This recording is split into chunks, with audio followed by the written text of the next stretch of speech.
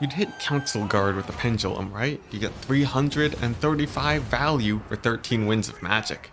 Pretty good. Now let's look at Melkoth's. For 5 Winds of Magic, you can get 244 value. In terms of raw damage, that's just as good as Pendulum for your Winds of Magic, except it also can't be dodged. But how does it work? For 15 ticks, Melkoth's hits every unit for 5 damage with an 18% chance of success. It has a cap of hitting 18 units per tick, but it rarely hits that many units anyways, so we can consider that cap negligible. What's great though is that Melkoth's, like Spirit Leech, is 100% armor piercing damage. So naturally, Melkoth's will deal more damage when there are more models and get more value versus armor. Council Guard are a particularly good target, taking full damage and giving 250 gold per cast. Witch Elves are great too because they have less than 5000 HP, and Melkoth's is hitting for 1000 damage per cast. Meanwhile, Black Orcs are a surprisingly bad target. You'll only get about 100 gold worth of value because of their high HP and low model count. For rough calculations, you'll want to use this chart, however. You're looking to hit expensive units with low HP and high models. Now, with infantry out of the way, let's talk cavalry. If we cast Melkoth's on this unit of Slaaneish's Harvesters, we get around 200 gold value.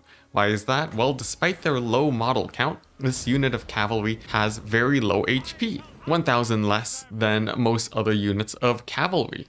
Obviously, other cavalry will give less value, but overall, you should still expect around 150 gold's worth. Not to mention, the slow is also a pivotal tool for outmaneuvering your opponent. Now, let's finally consider if this spell is worth taking. Obviously, in large campaign battles, big AoEs are king and will remain that way, but early game, this is often the only spell you have, and when used as a damage spell, it's comparable to casting AoEs on a single unit. For multiplayer, there are a healthy number of use cases too. Casts on units of Mirror Guard, Great Swords, or Cavalry will yield decent value.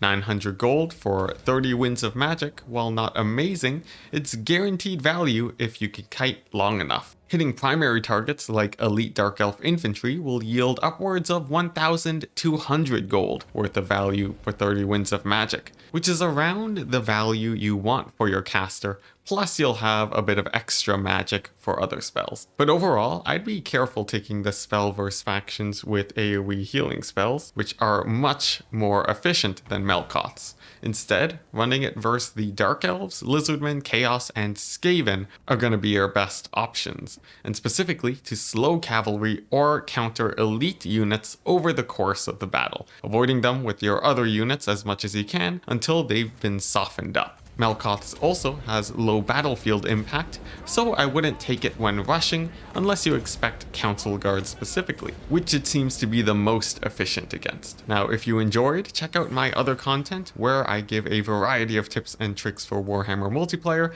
and sometimes campaign.